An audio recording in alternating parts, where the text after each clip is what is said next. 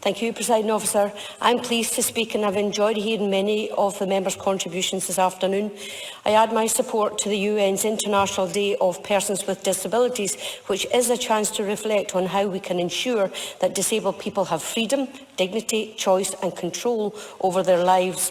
And I'll focus my contribution this afternoon on hidden disabilities and on the progress Scotland continues to make to support those living with a disability.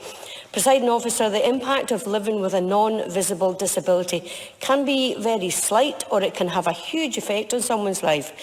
And I want to note that I have an invisible disability. I have type 1 diabetes. Type 1 is included in the Equality Act 2010.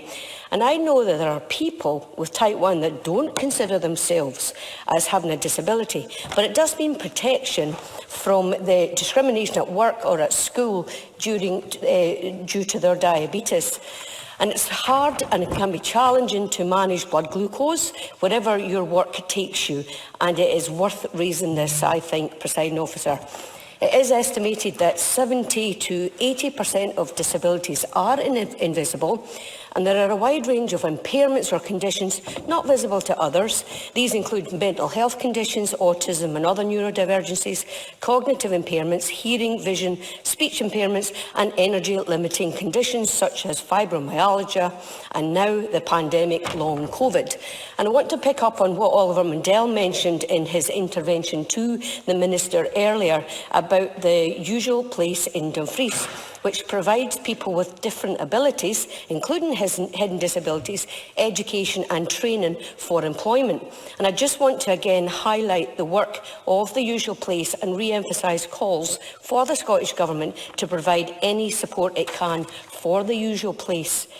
One of my, I guess, just going back to that, because an invisible disability is not outwardly observable, people living with them often face disregard or disbelief of their disability.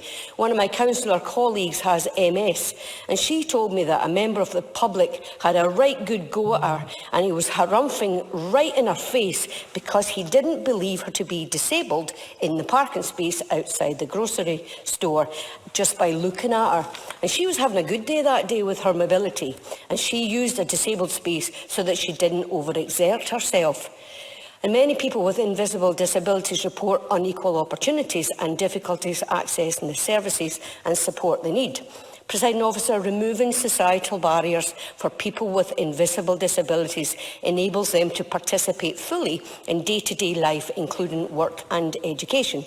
This, of course... Martin Whitfield. I'm very grateful to Emma Harper to give way on that point. And of course, with regard to invisible disabilities, it was Grace Warnock and indeed in this Scottish Parliament that launched the sign for outside of the all changing rooms. And yet we've come so many years and there is still so far to go for people to recognise the importance and the significance of invisible disabilities, and just to have a heart with people who appear to be using facilities arranged for others when they feel they might not need it.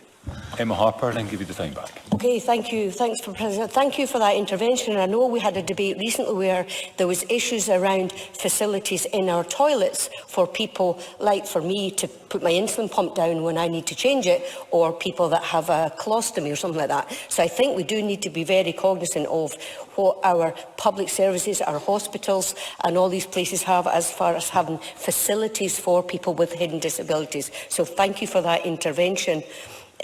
Presiding Officer, we need to improve awareness of understanding of invisible disabilities and reduce stigma and exclusionary practices and support self-identification and disclosure of hidden disabilities.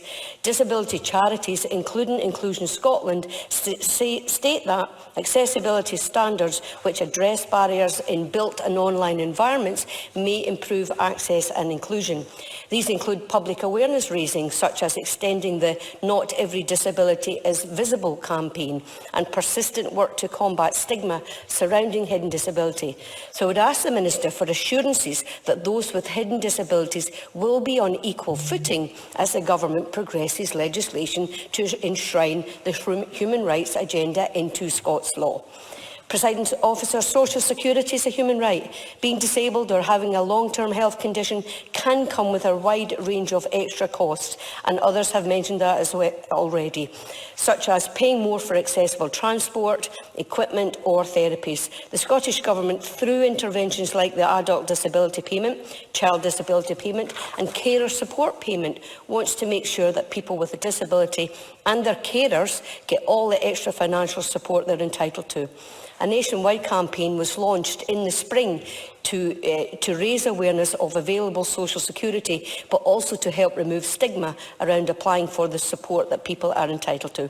It's welcome that this is the first time that disability benefits have been proactively promoted on TV and social media as part of a national advertising campaign in the UK.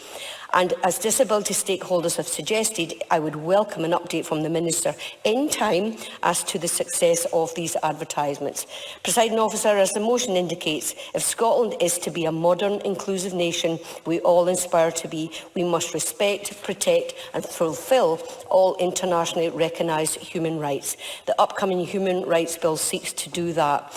The Scottish Government does have ambitious proposals that will protect and promote these rights in every aspect of life in Scotland and ensure they apply equally across society. So I welcome that as we move forward, and I support this motion today, and I look forward to the Minister's response. Thank you.